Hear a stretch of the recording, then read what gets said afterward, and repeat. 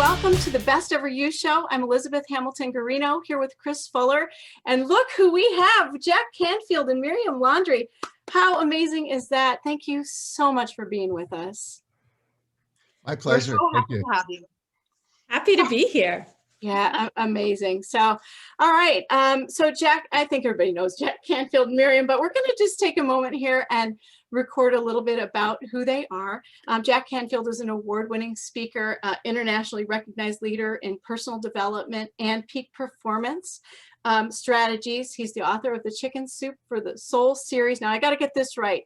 There are millions of people that have your formulas for success, but you're the author and co-author of more than, get this, everybody, 150 books, including 66 bestsellers. That is so amazing. Congratulations, Jack. Thank you. And here's more, 100 million copies in print. This is giving me goosebumps in 47 languages around the world. Oh my gosh, what is that moment like?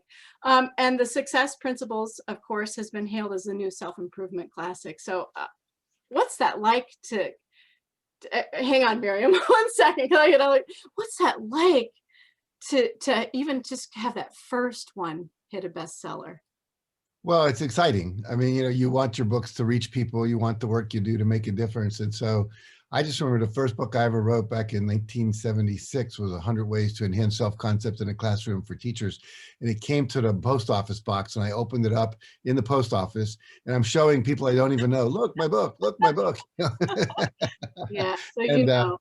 It's really a thrill. And then when it takes off and it actually touches people's lives, and you see it in the newspaper and people write you stories and letters telling you how much it's changed their life, it never gets old. Here I've been doing this for, I'm 76, and I wrote my first book when I was in my late 20s.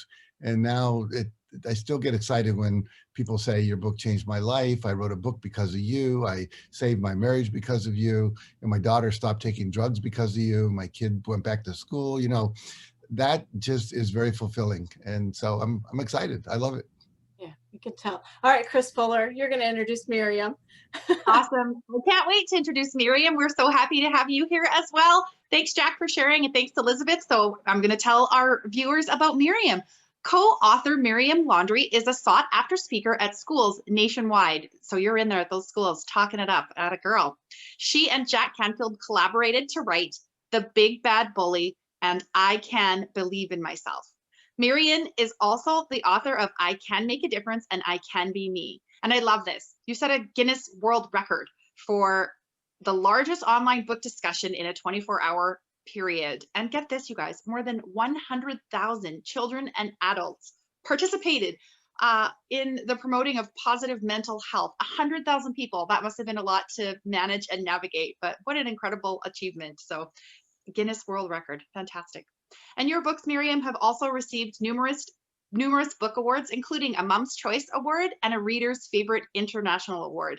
And you mentor children's book authors and donate proceeds from I Can Believe in Myself to help build schools in Guatemala through Pencils of Promise. And I love Pencils of Promise too. I've gotten some of their journals as gifts in the past. And so reading about Pencils of Promise, I was like, that's so lovely. And then here you are doing something with them as well. So thank you, Miriam, for being here. Tell me about your Guinness World Record real quick. How was that? Well, that was a lot of work to put together, but very exciting when we actually accomplished it. So we did it in 2014, and it was to bring awareness to positive mental health in children and schools. And yeah, it was a lot of fun, very nerve-wracking until the very end, until, the Guinness adjudicator actually came to my city and we had a big thing. We didn't know up until that point when he walked on stage with the certificate. But, more than getting the Guinness World Record, it was about bringing awareness to positive books and positive things for children. Yeah, that's awesome. Awesome. Thank you so much. And we're very glad to have you here. Thanks, Miriam. I think you guys need to hold up your books. Come on, look at this, everybody. Oh, what's your favorite page? Do you each have a favorite page in it or anything? Do you want to show something you love, even read maybe a little bit, Miriam? I'm thinking that, I don't know if it's the same one for both of us, but there is a page that I added my children's names to it, you know, so we worked with the illustrator in writing 2 of my kids. I have 4 children. So this would be page 4 and 5, you know, like the story is so cute, right? But Oh, yeah. when you can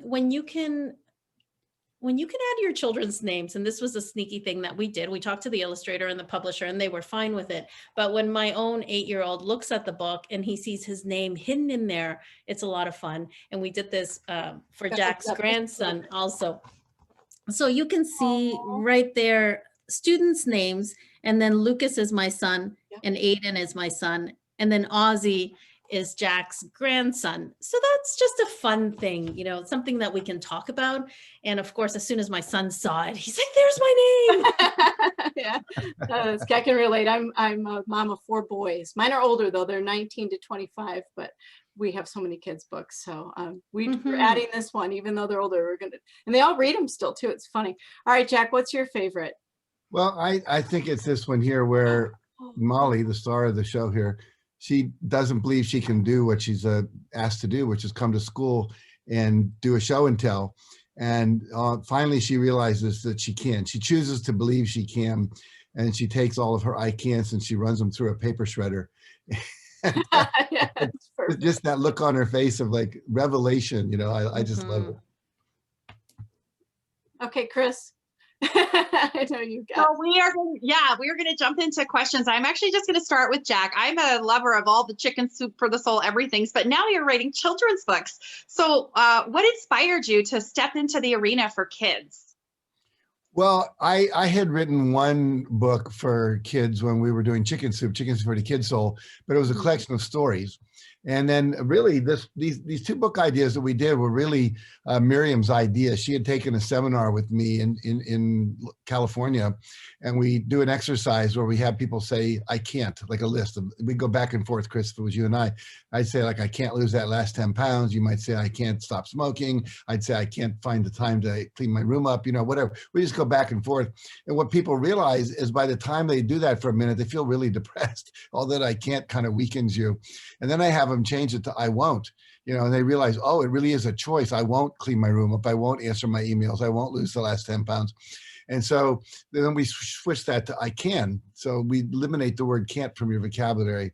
And so Miriam was flying home on the plane, and I'm going to let you finish this, Miriam, because it's really your story. Talk about what happened then. Yeah, so this takes us back to 2012. I was at Jack Canfield's week-long seminar, Breakthrough to Success. And, you know, having 4 young children at home, you know, that's all we think about, right? Like the week was amazing for me. Yeah. How'd you get away for a week? I have a very supportive husband, and I needed that. So he could tell that I needed that. But during that week, I learned so many great things for myself, right? How to take responsibility for our lives, how to set goals, all of these things. And I just kept thinking, what am I going to go home and teach my kids? Like, where would my life be now if I would have learned this, if I would have had Jack Canfield when I was a child? Like, that's really what I was thinking. So on the flight home, you know, that's what I kept thinking. And I thought the best thing I could teach them is to let go of the word can't. So on the flight home, that's when I wrote the first draft, actually, to I Can Believe in Myself. I self-published the book a year later, and now it's picked up by HCI Books, who did The Big Bad Bully for us. So it's a completely new book, new exercises at the back of the book that Jack added, and then of course, new illustrations. So that's how the story came about. And it was something I wanted to teach my children. And it's definitely to let go of that 4-letter bad word, the can't word. Yeah. I want to back you up for a minute and just ask you, what was your moment where you decided to go to that conference? What was that? What was your thought process there? Yeah. So 8 weeks before that, I gave birth to my 4th child, to Lucas. And then the following day, we lost my niece, my 17-year-old niece, to suicide. Oh. So that's what I mean. Like, I needed to get away from here. Thank you. I needed a change. And I was, of course, the emotions of having a child and then losing somebody, I was spiraling into my own little mess. So my husband luckily noticed this, and we had previously been together to see Jack the previous year. So he said, why don't you go see Jack Canfield again? I'll take care of the baby, the other kids, just go. Yeah, yeah. So I left my 8-week-old baby and I went because I knew that I needed some more of everything that Jack teaches.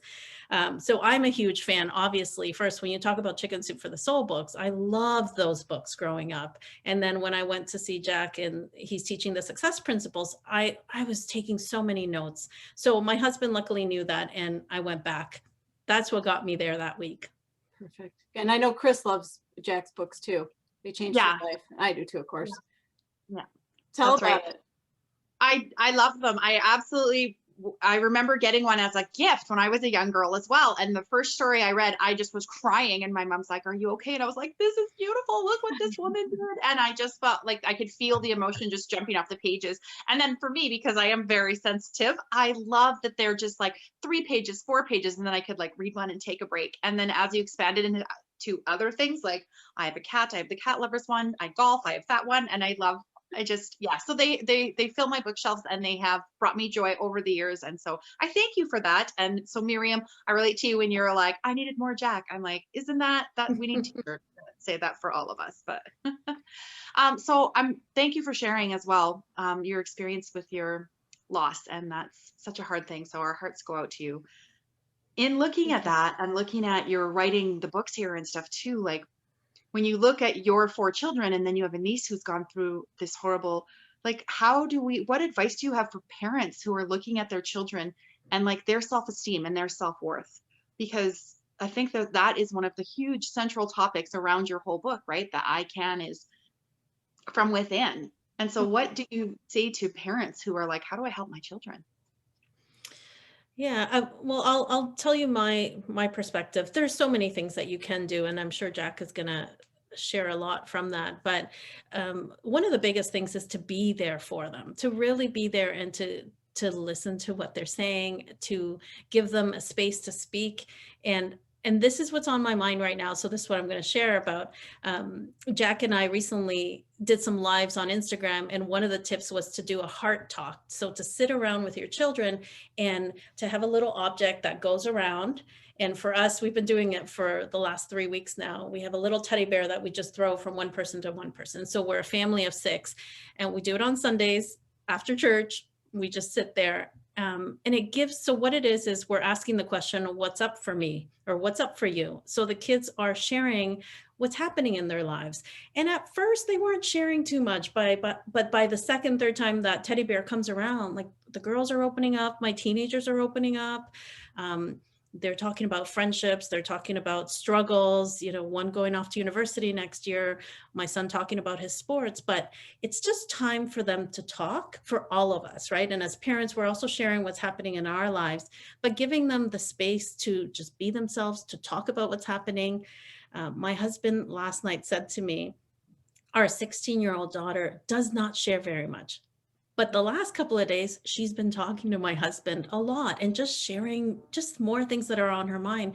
And he said to me, I think it's because of that heart talk.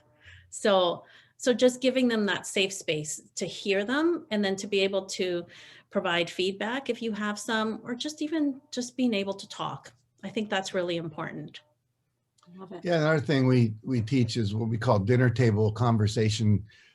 And there's 3 questions that are really critical. We talk about self-esteem and self-confidence being made up of 3 components: feeling lovable, like you belong, all parts of you are acceptable, your feelings, your body, your confusions, your mistakes, etc.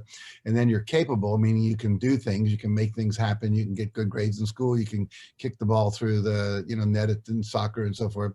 And then that you're significant, you matter. That we'd miss you if you were gone. You get invited to parties, that because you matter. And if you make a contribution in somebody's life, you take care of your dog, you're significant. And so the 3 questions we ask parents to ask children every night at dinner are, what did you learn today? What did you do today to contribute to someone else's life? And what's something you achieved today? And so if you do that every day, 365 days a year, by the end of the year, your kids have spent a lot of time acknowledging what's good about themselves, that they're learning, that they're growing, that they're capable. They have what we call a growth mindset then, instead of a fixed mindset where they think they can't improve. That's just one of the techniques. And I think, you know, what Miriam said, kids spell love, T-I-M-E. You've got to spend time with them. And one of the things we say to people that have more than one child is spend alone time with each child, even if it's just a walk around the block, you know, so every kid feels like I'm special, I matter to dad, I matter to mom, those kind of things. And then the other thing we love to do is have kids make a list of all the things that they think they can't do. And then we have, in the book, we have a eulogy for a I can't funeral. You literally can burn the list, you can bury it in the ground with a big ceremony, you can put it through a paper shredder, and then you go in and you have a little party and you read this eulogy. You know, I'm not gonna say it word for word, but it's like something like, you know, today we've put to rest the words I can't. I can't has been very popular in all the halls of government, universities, on television, and today, but he survived by his brothers. I can, I'll try, I will, you know, and so forth. And it goes on like that. And then what happens is you can, you know, have some juice or whatever, just like, you know, adults would have wine at a party or something.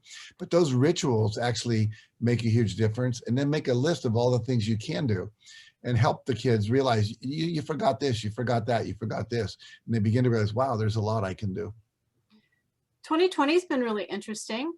How about the I can'ts that are coming up for adults and kids alike? How does this message inspire empowerment? How does the book inspire empowerment? Yeah, I think 2020 for all of us, right? For children and for adults brought a lot of I can'ts. We kept hearing that word over and over, right? You can't go to school like you were used to. You can't play with your friends down the street. You can't see your grandma, grandpa. So that word was very alive in 2020. So we want to make sure to change that. And the main thing is to focus on the things that we can do. Right? Like all of these things could be happening, but it's our attitude that's really what our children are going to remember for themselves and from us. So if we just keep going on about that, that's what they're going to remember. But if we can instead start focusing on, okay, so perhaps, you know, we're not able to see grandma and grandpa right now. What can we do? Zoom is everybody's best friend right now, right? We could do that, or we could drop off a meal for grandma and grandpa. So there's different things that we actually can do. And it's about focusing on that, focusing on what we can do. And then if your child, for example, is not able to go and do sports or take music lessons, so focus on what you can do. Maybe it is riding their bike without training wheels. That's what you want to teach your 5-year-olds, right? So having an I can mindset is very important. And we share that there's 3 simple tips to success. One is to believe that you can do it and to say, I can, because what happens is as soon as a child and us, as soon as we say, I can't do something, Yeah. that word limits us. It stops us right there. But if instead we can start saying, I can, the word can gives us hope, gives us possibilities. So step 1 is to believe you can. Step 2 is find somebody that already knows how to do what you want to do and ask them for help. So I share a story about my daughter when she was little. She wanted to do a cartwheel and she fell down and she said, I can't do a cartwheel. That was it. She didn't try again for several years. That's when the book, I Can Believe in Myself, that's when I wrote it, the first draft, and I talked to her about that. So step 2 was, so she started saying, I can do it, but it doesn't mean that you're going to go off and do your cartwheel and have it perfect the first time. Step 2 is to find somebody and ask them for help. So she asked her babysitter one night for help, and she was able to give her some tips on the cartwheel. And then step 3 is to practice and practice until you can get it done. So it took her about 2 weeks of, you know, going for her cartwheel, falling down, getting back up, going for it again, 2 weeks of practicing until finally she landed her cartwheel. So I think it's really important to teach our children that first to have that I can mindset, to say I can do it, have that growth mindset, but then also to practice, right? We all need to invest a little bit of time in something new and then encourage them to go for that. That's great. Yeah. That's great advice. I heard you on the sports thing too. We have in our family, one of our boys plays college baseball. He has a thing came out announcing their limited season, and they haven't played in 389 days. Wow. That is a long time. And these are college athlete driven kids, you know, who've been doing it since they were little. And that just blew my mind when I saw the 389 days. And I love the what can you do? We kept saying in our house, I'm curious to know if you like this, make the best of the moments that are given to us right now. Do you like that saying? Because we really had some moments in here with, we have all 4 boys in college at once, and they were all back home and all just completely a little bit derailed, and we had to get back on the, get back on. Do you like that saying? Absolutely. Yeah, I like it a lot. And, you know, I just reinforce what Miriam said. You know, they can't play baseball, the game, but they can go to the batting cage somewhere. They can play catch in the backyard. They can lift weights. They can run. They can get in better shape.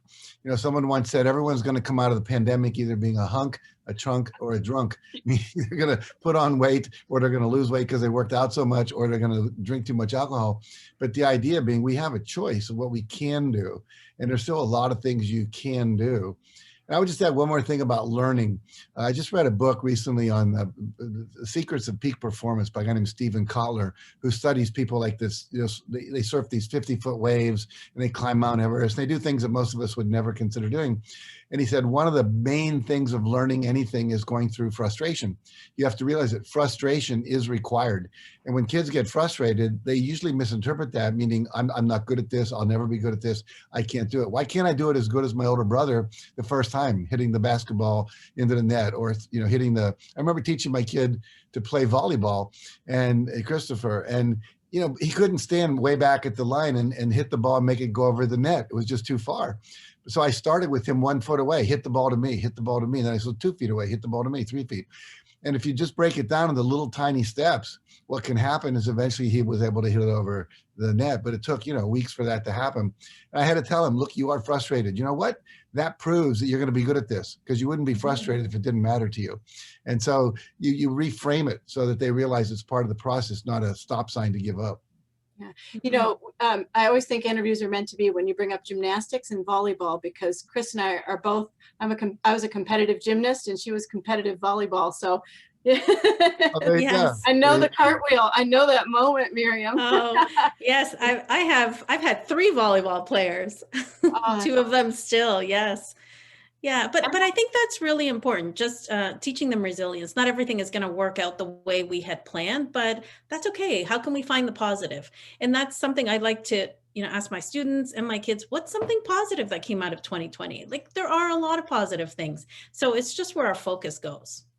Yeah. And I love how both of you have just talked about that long game too, right? Like, you don't get the cartwheel like that. You don't get the first serve like that. You need to commit a little more time to it and go through that frustration, as Jack says, that learning curve. And then still, like Miriam said, have that like faith or resilience and perseverance that you can get there. So that's those are all really good points.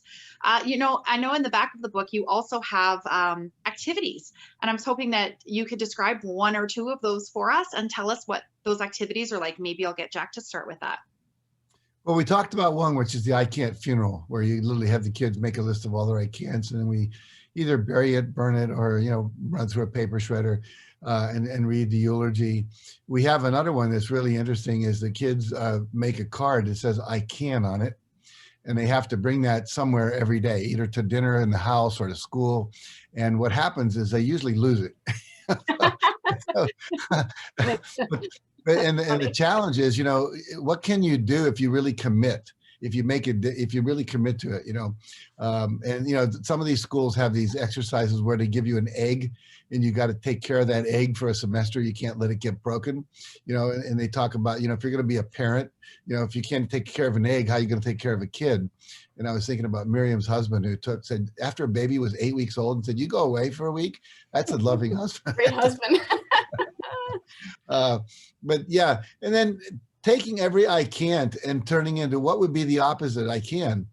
And then also having an affirmation where you have a list of the things you want to be able to do. And then you say, I can play baseball. I can kick a field goal. I can learn to juggle, you know, whatever.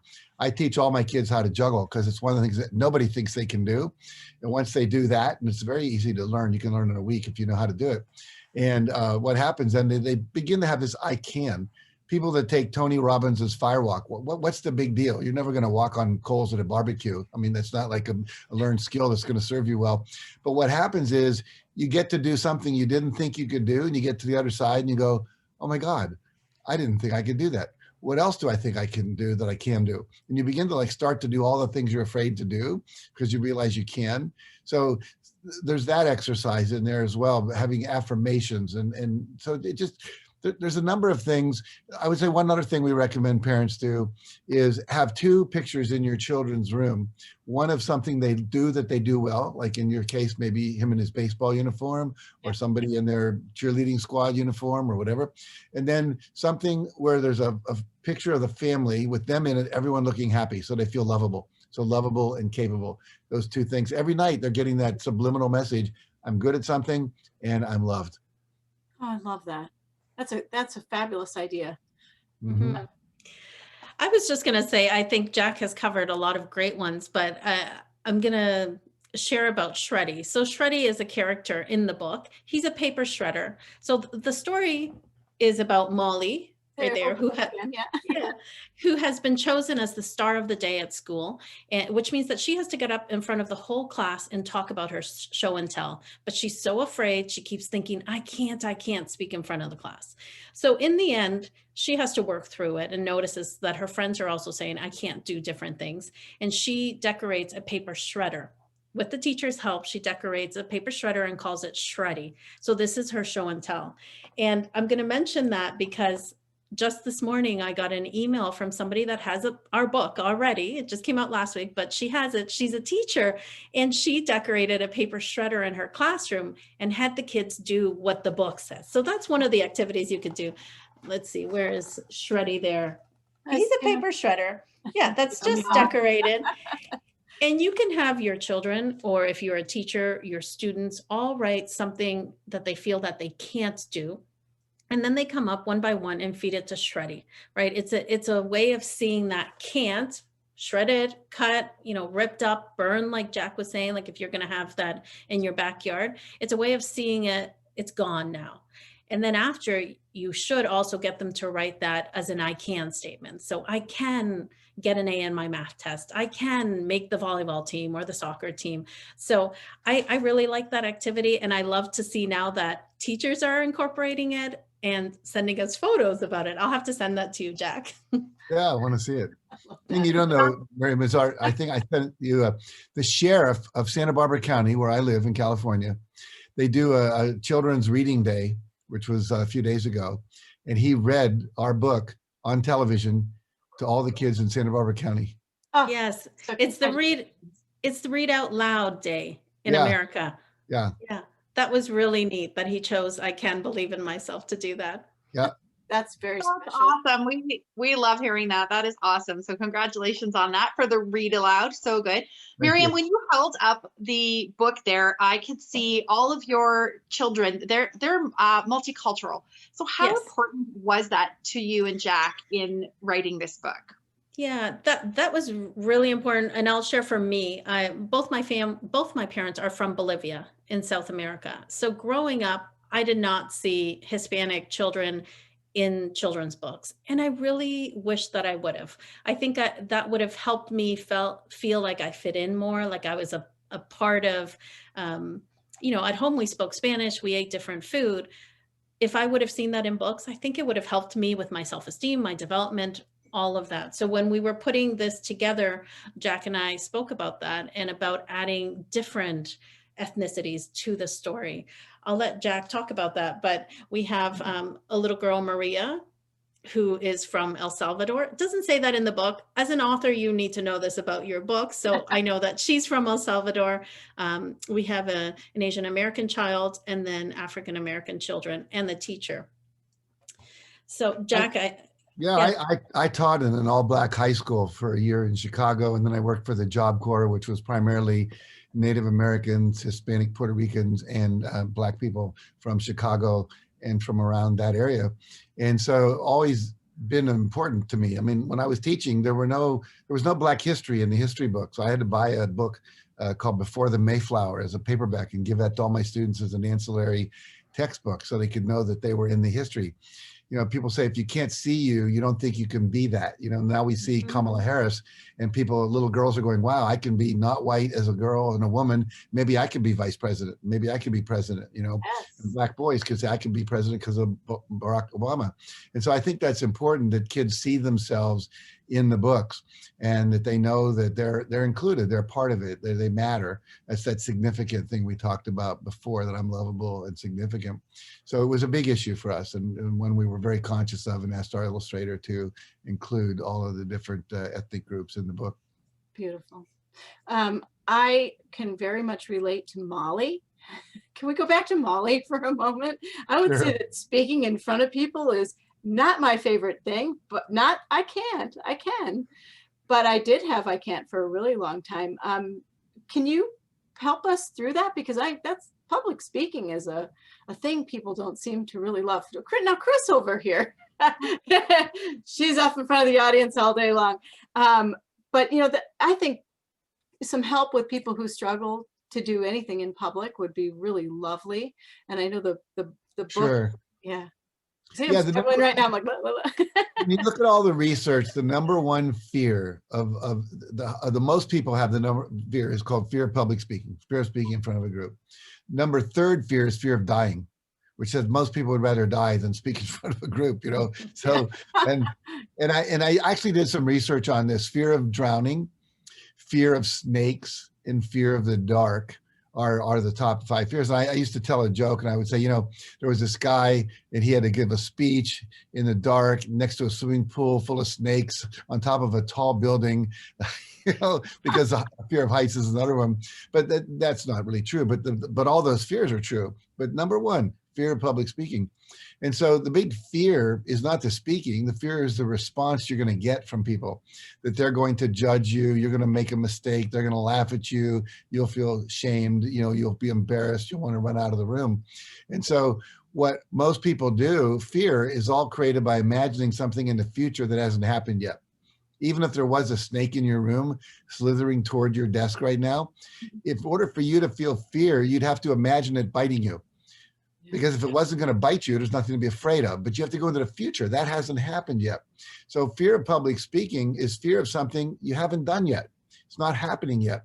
And so what happens is we teach kids and adults to close your eyes and imagine speaking in front of a group and getting a positive standing ovation. Everyone loves you. They pat you on the back. They tell you good job, etc. So that what happens is, because the body cannot tell the difference between a real event and an imagined event, you can practice in your mind and actually has impact on your ability to do it in life. Same thing is true with, you know, hitting a baseball, you know, soccer, anything you want to do, practicing it in your mind, the same muscles will fire off as if you were actually doing it. And we know that practice doesn't make perfect, perfect practice makes perfect. So you want to visualize yourself giving this great talk, everyone loving it. You know, you remember all your lines, and even if you forget some, it's not important because it doesn't have to be perfect. And that's really, really, really valuable to do. The second thing we tell people is when you're giving a talk, look for 2 or 3 friendly faces in the audience. Could be your best friend, could be some woman that's looking really loving and compassionate or whatever, and talk to those 2 or 3 people. You know, forget everyone else at first. Just talk to the people you know are going to be positive, and that helps. And then the third thing is do it, because every time you do it and you survive, you build up confidence. We say We would actually survive that. Yeah, they do. They do. Here's the deal. We're all here. We've all survived it. So the point is, self-confidence is the result of surviving a risk. You know, if the first time you walked on a rail, like, you know, I wanted to learn to walk on a fence. So I started by walking on a 2x4 on the ground. So if I fell off, I only fell like 4 inches. And as I got good at that, I didn't fall off, then I could raise it. And then eventually I'm walking on this rail fence we had on our property. I never fell off. And the same thing's true. It's how they teach people to walk on a high wire. You start with the wire 1 foot off the ground. And once you've mastered that, you can keep moving it up till you can walk, you know, 30, 40, 50 feet off the ground. It's little by little, little by little. And you don't want to start by talking to 1,000 people. You start by talking to 10 people, 20 people, 100 people, then you build up. I've spoken to 20,000 people at one time in an arena, but I didn't start. I started with a high school class of 32 kids. That's how I built my comfort. Love it.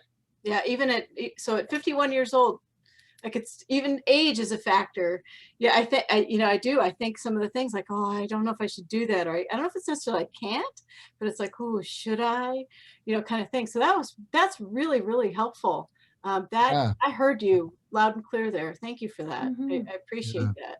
Yeah, that's good. Well, think about this, Elizabeth. You're talking to a lot of people right now. Yeah. In your mind, you're only talking to me and Miriam, but there's hundreds of thousands or tens of thousands of people watching or listening later. When I was on the Oprah show, I was talking to Oprah. Now there were 40 million people watching, but as long as I concentrated on Oprah, I was great, right? Yeah, that's a really good point. Yeah, I'm concentrating on you guys, so I'm not real worried. So yeah, Exactly. I love that. Exactly. No, I just got work. No, I'm just kidding. I'm kidding. No, and I'll just go add ahead, Miriam. also, Yeah, well, I'll just add that if you are, if your child comes to you and they're feeling afraid about, doing, getting up in front of the class and sharing their show and tell, definitely that's a great feedback from Jack. The other thing that I do is just share those 3 simple steps. I think that really helps. And I incorporated that for myself. I did a TEDx talk a couple of years ago, and same thing, right? The first thing you have to do is believe that you can do it, and then find somebody else that's going to help you, find a mentor. So I joined Toastmasters. It's a club where you practice speaking on what can I learn to be an effective speaker? And then the third part is I practice and practice. I actually booked myself to deliver the same speech at schools, at high schools, 5 times before I got on the TEDx stage, because I didn't want to feel those nerves. I didn't want it to be the first time I was delivering this speech in front of people. So I went from a little bit to a little bit of a larger audience. And then I got on the TEDx stage, and I didn't feel nervous because I had already done it 5 other times with a group. That's a really great point too. That makes that's a flight path. Thank you. I appreciate it.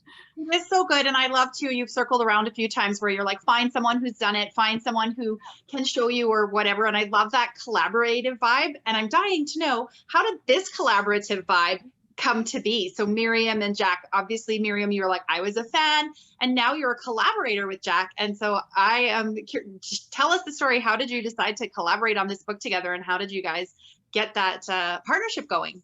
Yes. Well, that, I mean, what I write about are things that I learned from Jack, and sitting in that room where he was teaching all of us, and, all of the exercises that I've done.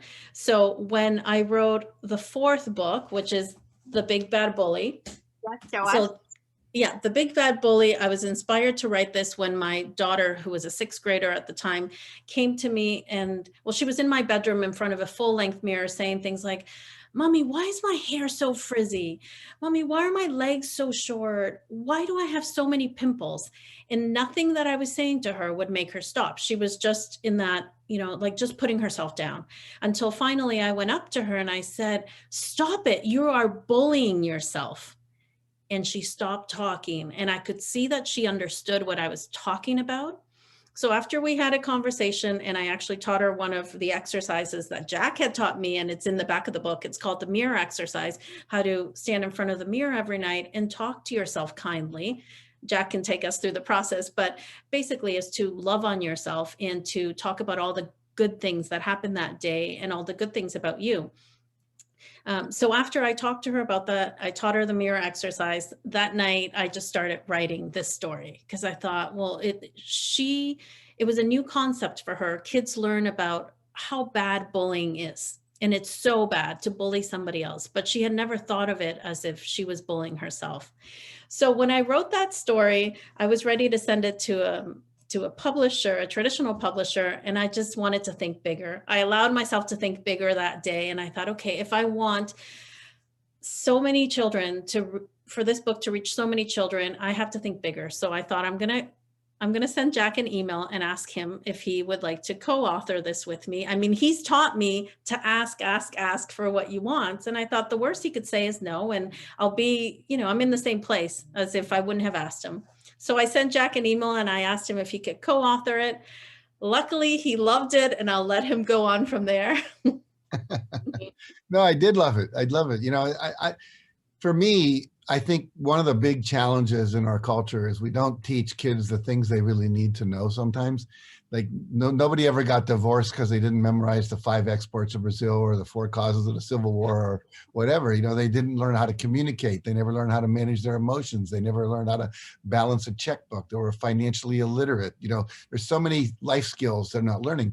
So I've been very pleased in the last, 5, 6 years. There's so many books coming out now about these principles that we teach in these human development seminars for kids, about they can do things, they can share their feelings. You know, it's important to be compassionate, to reach out, to be of service to each other, to help, to think positive thoughts and so forth. And so when Miriam suggested I co-authored the book with her, I was excited because, number one, I love children. I had a grandson who's 7 now.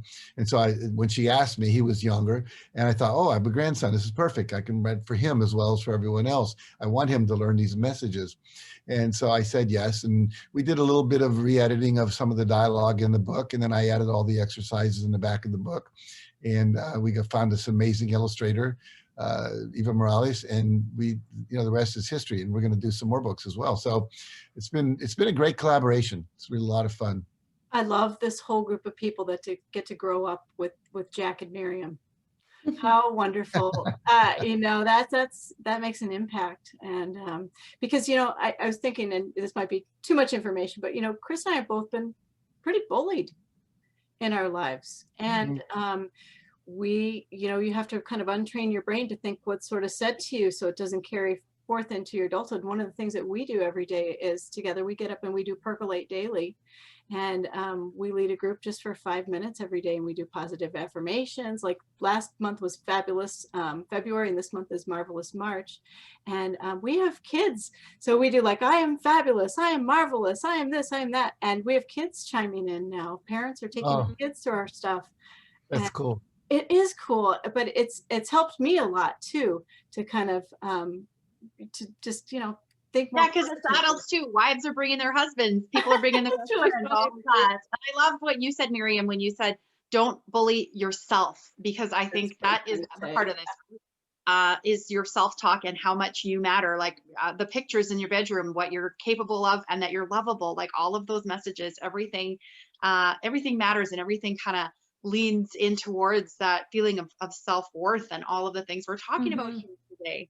And I love that all 4 of us as well are writers. Elizabeth and I both write and blog, and you guys are obviously amazing writers. I want to ask you, what advice do you have for aspiring writers? I mean, Jack, you have a wealth of knowledge. Miriam, you're incredible with your own series and tons of books. So what would you say if someone comes to you and says, I want to be a writer? What's your advice? I say, write. Good point. No, I think, here's the deal. I think everybody has a book in them. It's like a lot of people don't write because they think what they have to say is not new. And maybe what some of the principles aren't new, but the way they're sharing them, how they applied them to their life, what their life story is, the things they've overcome, other people can relate to that. Some people write about being a single mom, or some people write about overcoming cancer, or some people write recipes you can do with your kids when you're in quarantine. Whatever it is, there's value. And so I say, if you want to write. The other thing I would say, and Miriam can chime in too at the end of this, because she's now supporting other people to write children's books. There's a whole course she does with that. But what I say to people is make sure you take time to write every day. Make it a discipline. Find that half hour, 2 hours, whatever it is, whether it's in the morning before the kids get up or after they go to bed or when they're at school, whatever it is, find a disciplined time to write. Get words on paper and then let it sit. Meaning write today, but don't read it again maybe until Thursday or Friday, then edit. Don't edit as you're writing, write. Just get it on paper. And then after you've edited it, whatever you think you've completed, whether it's a chapter or a book, get feedback. Feedback is the breakfast of champions. Most books go to their publishers. The wife or husband's read it, the agents read it, the acquisition editors read it, and then it goes out to the world. You only get 4 people's opinion. What you want to do is get a lot of people to give you feedback. With Chicken Soup for the Soul, every story you ever read was read by at least 20 to 40 people and scored on a scale of 1 to 10, and then put into an Excel spreadsheet. If it didn't come out as an average of a 9 or above, it didn't get into a book. And so that some of the stories I wrote never made it into my own books. So the idea is that you want to get feedback, and the same with kids. If you're writing a children's book, you want to read it to kids and get their feedback, you know, and to parents and have them do that. And the second thing I would say is, even if your book's not a book for children, you know, put some cartoons in it, put some pictures in it, put stories in it. Stories are what Velcro to the mind. You know, that's why children's books are so great. They're stories. They have a middle, a beginning, a middle, and an end, you know. And so the same thing's true. Every book I've written, including the success principles, each principle is illustrated by a story of someone who applied that principle and how it worked in their life. And so don't think you can't write, and don't worry about grammar. They have these things called editors. Editors can do the editing, put the commas where they belong and all of that good stuff. But you have an idea, you know, take the risk to put it on paper. And Miriam, talk about your children's book work. You're doing some amazing work there. Yeah, so a couple of years ago, so my goal has always been to inspire children, to elevate children, to empower them. And I do that through my children's books, but I realized that I can reach more children if I help other authors write great children's books and put them out in the world, right? We can help even more people. So I offer a 12-week program, a course where I teach authors how to do that. And what I want to say is the most important thing, or for me, what I have found anytime that I wanted to achieve a goal or that I wanted to grow, is to find mentors. That's how I got into the Jack's world, right? I was in the room, I was listening, I was taking notes, I was going home, I was applying it. But then after that, there's a community that stays. Like, we learn from Jack, but then we're in community. We find our tribe of self-development, you know, of self-esteem junkies. That's what I like to call myself, or writers, or, you know, volleyball players, or, you know, whatever it is. Finding your tribe is so important, because those are the people that are really going to help you get through the day-to-day, right? So finding a mentor, and then finding a community where you are learning to write, or you're encouraging other people and they're encouraging you to keep on going, to get to the finish line. Beautiful. All right, we have two more questions, if you don't mind. We have this thing that we call the incredible yes. This is a moment where you said yes to something or someone, and it changed your life. We were wondering if you could each share. We know you might have more than one, but if you could just share one or two, that would be wonderful. Jack, do you want to go first? Yeah, I would share probably the biggest thing that changed my life. I was living in Massachusetts at the time, in Amherst, Mass. And there's a company, I took a training called the Insight Training, which is one of these 350 people for a weekend type of trainings. And it really changed my life, and I loved it. And the guy that was in charge of that company asked me if I'd like to become a trainer for them. And I said, yes. Which meant selling. I had a retreat center I owned, 11 acres of land in Massachusetts. I sold that. I moved to California. And then right when I was about to move, he rescinded the job offer. I'd already sold my house. Oh, no.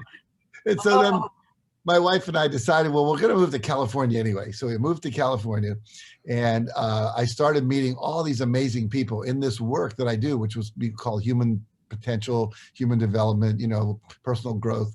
And it's like the seed bed. John Gray, who wrote Men Are From Mars, Gay Hendricks, I could go list all the different people. And that literally changed my life, was saying yes to a major move across country. Didn't have a job at that point, but literally saying yes to that opened up everything. I love California. I love the people I've met, and it got me into a world that just blew me away. Thank you. Miriam? Well, thank you, Jack. I didn't know that story about you. That's great. For me, it would take me back to that airplane ride home, and having that feeling that I wanted to make a difference in children's lives. Not only my children, but I kept thinking about what happened to my niece, and I did not want that to happen again. But saying yes to first having that feeling that I want to do this, and then being scared to do it, because I had no idea how I was going to write a book or how I was going to market it, put it out there. Like, I had no clue, right? But saying yes to that feeling and to wanting to make a difference, I think that changed everything, because from there you can figure out how to do it. You can find somebody and ask them, right? So just going with your gut. And book up one more time. Let's see it one more time. There it is. Beautiful. Good job, Yeah. you. And then Kris is going to ask you about your incredible best.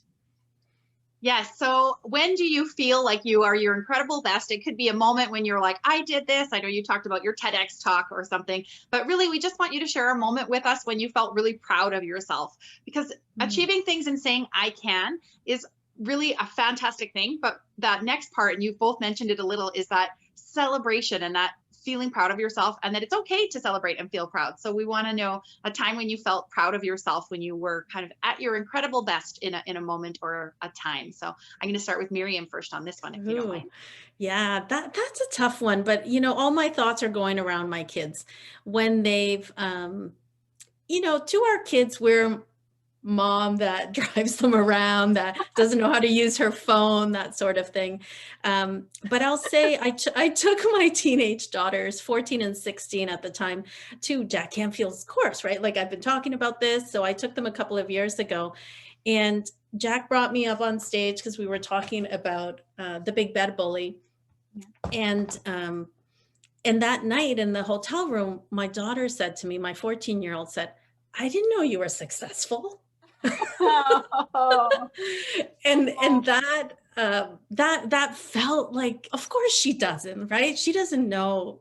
She sees me working. She knows I'm writing books. She enjoys the books, but she had no idea.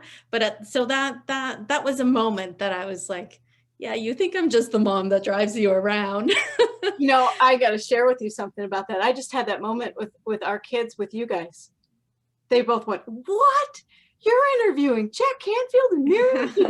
For that, it was pretty neat. So that I feel you. That's so cool, Miriam.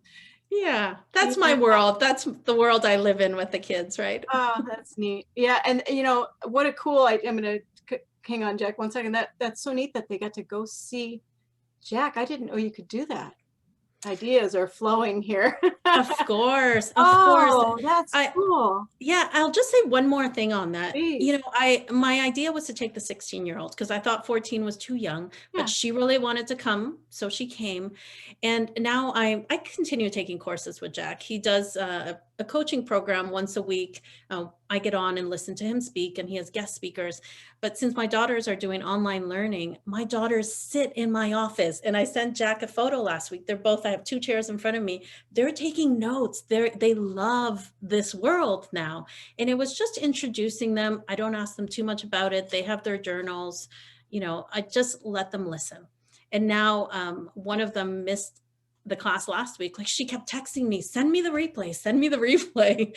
So it's just nice when we can help our kids in that way. Oh, it's beautiful. Jack, could we have that information, or Miriam, could we have that information so that we can share that with our network, please? Yeah, just here for me, just go to jackcanfield.com. Oh, okay. And all of our seminars and coaching clubs and our mastermind groups, all the things that Miriam's talking about are listed there under what's called events. There's an event button. Yeah, I'd love to have you guys participate. It's pretty cool. Perfect. And then don't forget, you're going to tell us about a personal best and a proud moment for you. I'm going to tell you two slices, two quick ones. Number one, I feel I'm my personal best when I'm on stage teaching. That's when I'm happiest. That's when I feel like I'm doing what I'm supposed to do. And the other thing was, I'm in New York. I just received an award for my book, for Chicken Soup, and with Mark Victor Hansen, my co-author, and we're coming back to the hotel. It's about 10 at night, and we walk in, and there's this girl who's bald, and I thought, chemo. Oh, okay. And so went over, and I was gonna say, I would love to send you a copy of my book, Chicken Soup for the Kid Soul, or Chicken Soup for the Preteen Soul, whatever age she was. And and she said, oh, I know all about your books. If it weren't for your books, I wouldn't be able to get through chemo. My mom reads me stories, and so then I don't get nauseous, and I'm thinking like, oh my God, you never know where your books go and how they impact people and the difference they make. So that, just those little moments like that are huge for me. Thank you. Yeah. Thank you. Is there anything that we haven't covered that you wanted to mention? Oh, yeah. Well, sorry. That is powerful. I love that. Yeah. Yeah. So if you're feeling good, go ahead and hold your books up one more time. Yeah, we I'm just gonna hold the two of them right there. I Me can. Me too. Yeah, there we Thank go. you so much. Look at that. Let's give a round of applause. All right. Thank you both so much for being with us here. I really appreciate your time and energy, and best of luck to you both with your books. I mean, how powerful. Well, thanks for having us and giving us Thank the you. opportunity to let people know about them. Appreciate it. You guys keep up your good work too. Oh, Thank you Mhm. so much. we're working Yeah. on it. All right. Thank you, Miriam. We really This- appreciate you. This was fun. Thank you so much. All right. Take care, everybody. Thank you for listening. Right.